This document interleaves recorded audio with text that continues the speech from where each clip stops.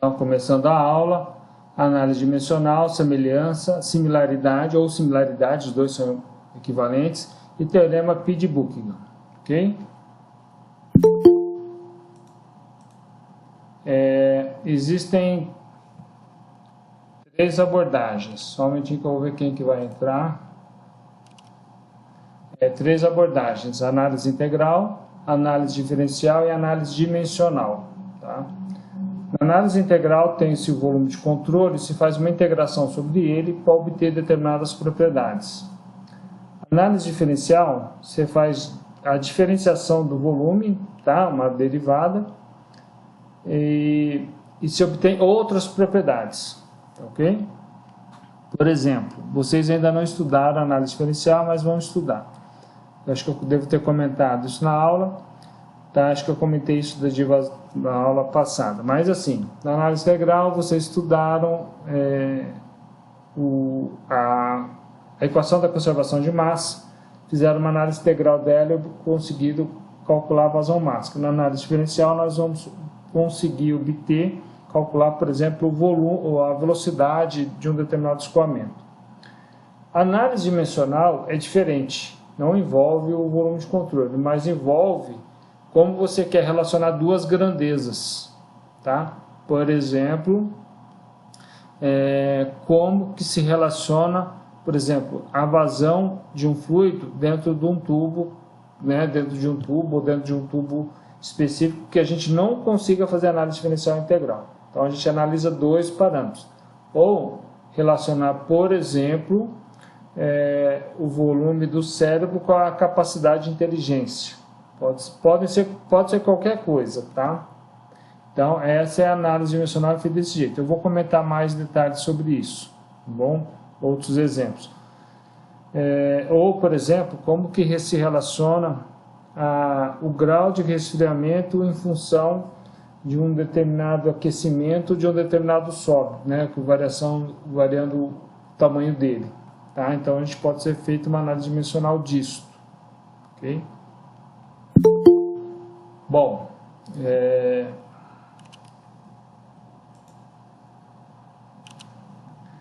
aqui na natureza da análise dimensional. Tá?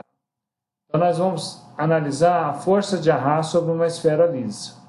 Quais são os parâmetros, as variáveis que influenciam? O diâmetro da esfera, a velocidade da esfera, ou a velocidade do escoamento sobre a esfera, a velocidade relativa entre o fluido e a esfera, né, no caso, a densidade do fluido e a viscosidade do fluido. Tá? Então, são esses os parâmetros que influenciam. Se nós fôssemos... Bom, então tá tudo aqui, tá? Se nós formos fazer isso aqui desse jeito, tá? Vamos colocar aqui, ó. Se nós tivéssemos 10 valores de diâmetro, 10 valores de velocidade, 10 valores de densidade e 10 valores de viscosidade dinâmica, nós teríamos que fazer 10.000 experimentos, tá? Para fazer os gráficos da força de arrasto em função do diâmetro, a força de arrasto em função da velocidade, a força de arrasto em função da densidade e a força de arrasto em função da viscosidade.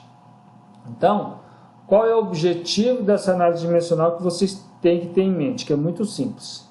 Ao invés de trabalharmos com variáveis dimensionais, nós vamos trabalhar com variáveis adimensionais. Tá? Porque fazer isso aqui que vocês estão vendo é um trabalho muito difícil. Tá? Então, né, qual é o objetivo? O que nós vamos fazer? Igual eu falei, trabalhar com variáveis adimensionais.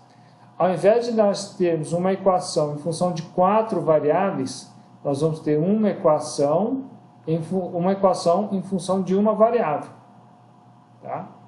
Então, essa força de arrasto sobre esse denominador é chamado de coeficiente de arrasto. Tá? E esse parâmetro aqui, entre parênteses, é chamado de número de Henry. Então, nós vamos ter o coeficiente de arrasto em função do número de Henry. Então, nós vamos ter uma variável em função da outra. Tá? Então, ao invés de fazermos 10.000 experimentos, nós poderíamos fazer simplesmente, aproximadamente, uns 100 experimentos só. que conseguiria varrer todos os experimentos que seriam feitos se fosse na forma dimensional, tá? Então isso precisa estar claro para vocês, beleza? Bom, a força de arrasto sobre uma esfera é o coeficiente de arrasto vezes a área projetada no escoamento, né, no plano perpendicular, vezes a densidade, vezes a velocidade ao quadrado dividido por 2. A área projetada de uma esfera é a área de um círculo. Tá? Então, esse é o cálculo que é feito para a força de arrasto. Não só sobre uma esfera, mas sobre outros objetos também. Sempre é a área projetada. É um coeficiente de arrasto ou, né, um coeficiente aerodinâmico, alguma coisa assim, vezes a área projetada, vezes a energia cinética. Tá? No caso do fluido. Tá? Essa densidade é do meio que está. Né? Se for o ar, é a densidade do ar. Se for a água, é a densidade da água. Tá? Bom, aqui nós temos o escoamento sobre uma esfera. Tá? Aqui na condição, um escoamento em regime laminar. Tá? Nós temos esse perfil aqui que ocorre do escoamento. E o de baixo, um perfil turbulento, muito mais veloz. Né? Então, ele muda essa questão aqui, como que é o escoamento aqui na traseira, tá? Atrás da esfera. Tá? Estamos falando de esfera lisa, ok? Muito bem. Está aí o gráfico do coeficiente de arrasto em função do número de Reynolds. Tá? Então, uma variável em função da outra. Então, aqui nós temos aproximadamente uns 100 experimentos. E a curva é desse jeito. A análise dimensional só fala que nós podemos obter um parâmetro adimensional em função de outro.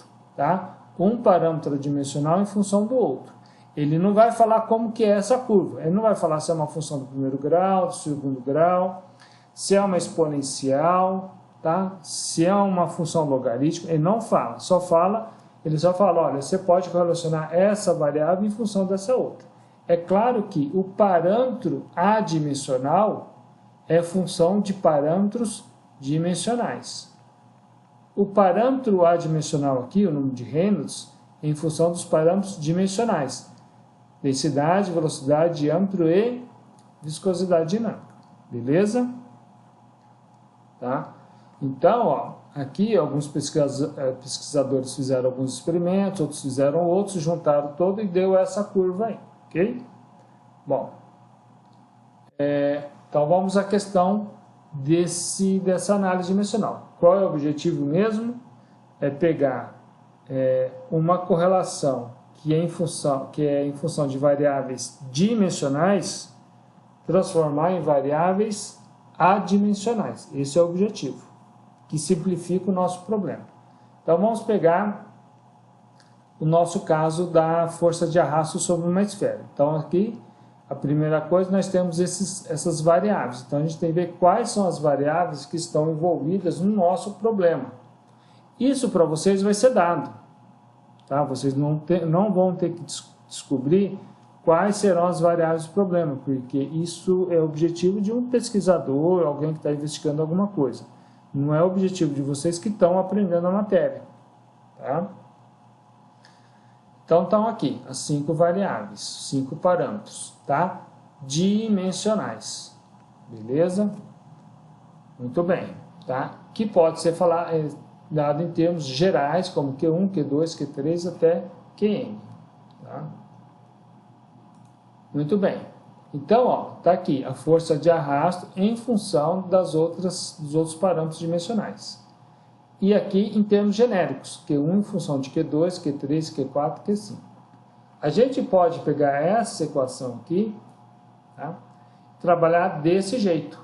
Tá? É como se a gente falasse assim, y é igual a x mais 2.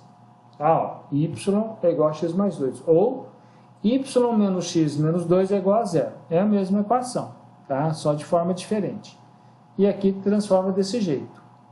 De forma geral, nós podemos ter ela desse jeito, que é o lado direito aqui, tá? A segunda etapa aqui, direito não, desse jeito aqui, que é a segunda etapa, ou que estava aqui no começo, tá? Podemos trabalhar de um jeito ou do outro, tá? Dos dois jeitos vai dar certo. Então, nesse teorema Pittsburgh, nós temos os parâmetros dimensionais, que são as nossas variáveis do problema. Nós vamos ter que saber quais são os parâmetros repetentes. Eles aparecem toda vez, em todos os grupos adimensionais. Tá? Vocês vão determinar esses parâmetros repetentes? Não. Tá? Eles vão ser dados também. As dimensões primárias, que eu vou comentar já o que é isso, tá? E tendo os parâmetros dimensionais e os repetentes, tá? Depois eu comento sobre isso com mais detalhes, vão sobrar os parâmetros adimensionais independentes, que é o n menos r. Tá? Bom, então nós já estamos vendo dessa análise dimensional que o objetivo é transformar uma relação dimensional em relação adimensional que faz o nosso trabalho. Tá?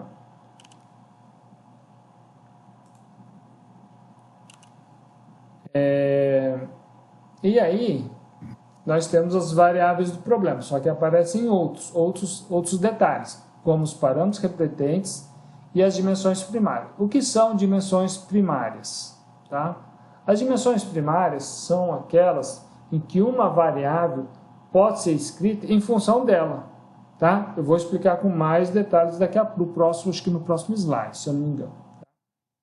Dimensões primárias: massa é uma, m, comprimento L, tempo T, temperatura θ maiúsculo e carga elétrica Q maiúsculo. Tá? Alguns autores usam letra minúscula, eu acho melhor deixar tudo maiúsculo. Tá? Não é um consenso isso. Outra dimensão primária que pode ser dada é força, ao invés de massa, comprimento, tempo, temperatura e carga elétrica. Então essas são as dimensões primárias. Carga elétrica a gente não vai trabalhar, a gente vai trabalhar só com as 4 primeiras, beleza? Tá? Vamos agora conversar sobre essas dimensões primárias para vocês entenderem. Velocidade, por exemplo. Velocidade, o que é velocidade? É comprimento por tempo, tá? Metros por segundo, quilômetros por hora, milha por hora, tá? Pés por segundo. Então, é uma unidade de comprimento por uma unidade de tempo. Então, é comprimento vezes o tempo elevado a menos 1. Vocês entenderam isso, essa questão das dimensões primárias até aqui? Podem responder. Quer dizer, na verdade... Sim, professor. Sim, deu para entender, sim. Tá. Densidade, tá? Em função, quilo por metro cúbico, grama por centímetro cúbico, ok? É libra-massa por pé cúbico. Então, é uma unidade de massa por uma unidade de comprimento ao cubo. Então, é massa vezes o L a menos 3. Tá? Isso nas dimensões primárias de MLT, né? MLT. Tá? Ou em termos das outras dimensões primárias, que é a força. Então, a densidade em que uma das dimensões primárias é a força, então fica F vezes L menos 4 vezes T ao quadrado. É como se fosse Newton por metro à quarta vezes segundo ao quadrado, ou Newton vezes segundo ao quadrado por metro à quarta. Tá? Então, isso também é unidade de densidade. Força. Força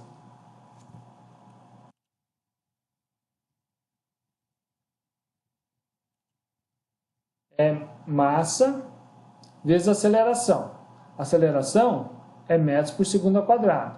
Então, é quilo vezes metro por segundo ao quadrado. Então, MLT elevado a menos 2. Ou, nas dimensões primárias de força, aqui é de massa, tá? De força, F é igual a F.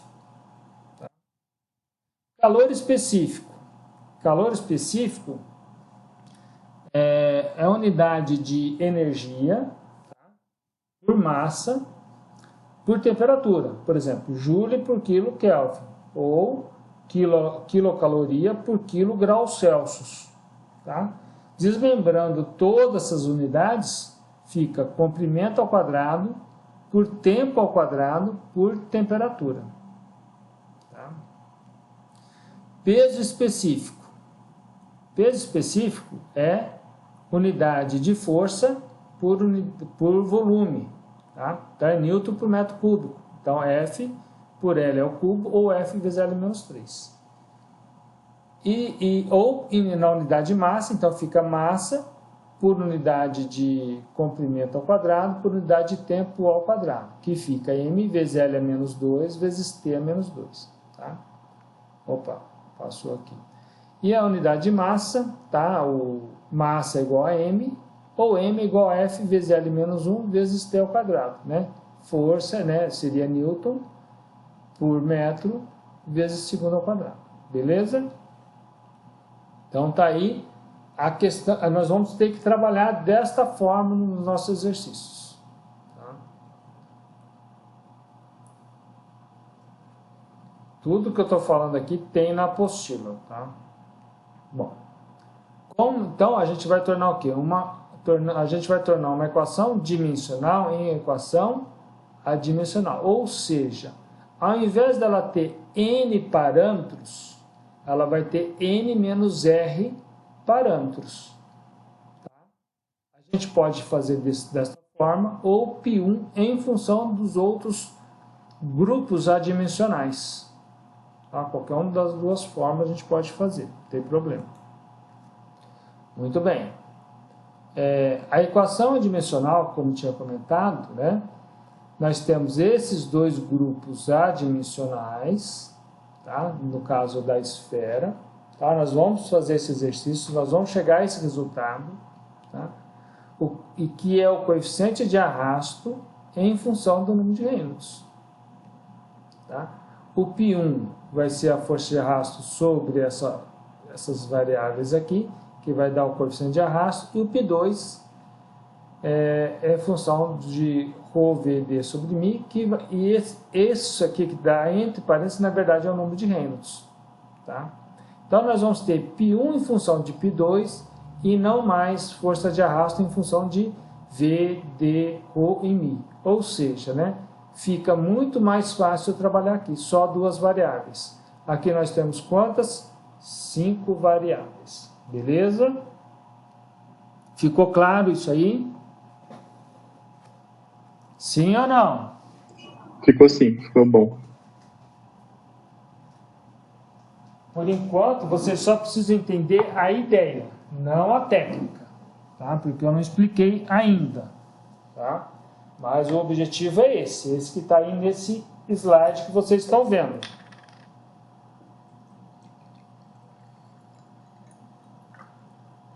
Muito bem. Que vocês entenderam, parece um pouco abstrato, mas não é.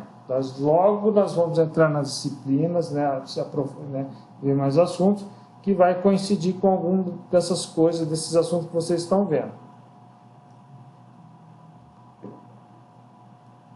A análise dimensional vem no teorema de Buckingham. Tá? Então nós temos a etapa 1, que é listar todas as variáveis, ou os parâmetros do fenômeno que a gente está estudando. Tá? A etapa 2 é escolher as dimensões primárias. Vou querer trabalhar com MLT θ ou vou querer trabalhar com FLT θ. Tá? Nós vamos fazer um exercício, um exemplo, que nós vamos verificar as duas situações. Tá? Sempre que dá igual? Não, nem sempre dá a mesma coisa. Tá? Se nós mudarmos alguma coisa, algumas variáveis repetentes, o resultado dá diferente.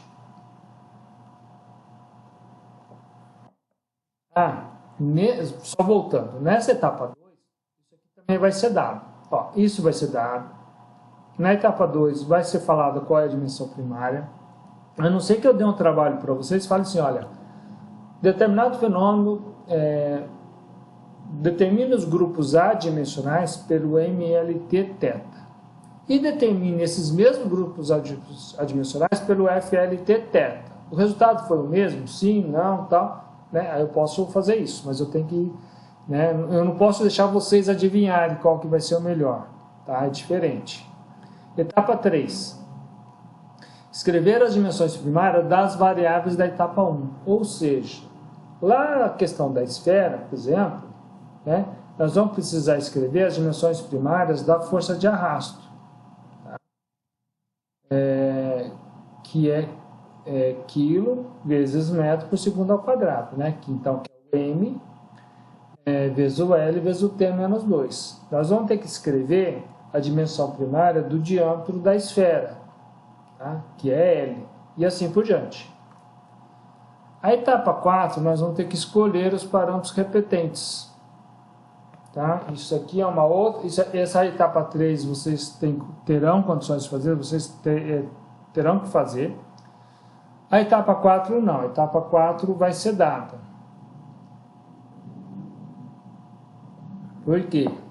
Porque esse aqui é um problema. Isso aqui, imagina que um cientista está investigando uma situação nova que ele nem sabe o que é, quais serão os parâmetros repetentes, né? Existem algumas dicas, tá? Mas, por enquanto, para nós, essa etapa 4 vai ser dada. Tem que ser dada, senão fica complicado. A etapa 5. A etapa 5 é a etapa final, né? Que é o cálculo dos expoentes ou dos coeficientes desses parâmetros repetentes que vão aparecer nas N-R equações dos grupos adimensionais π. Então, aqui que está o segredo, né? Uma etapa importante, que a gente transforma a equação dimensional em equação adimensional. Tá? Isso tem que ser falado para vocês como é que faz, senão fica difícil, complicado. Tá? Muito bem. Eu vou dar um pause aqui, pessoal, eu vou salvar, tá? Para o arquivo não ficar muito grande, beleza? Pode falar, não tem problema não.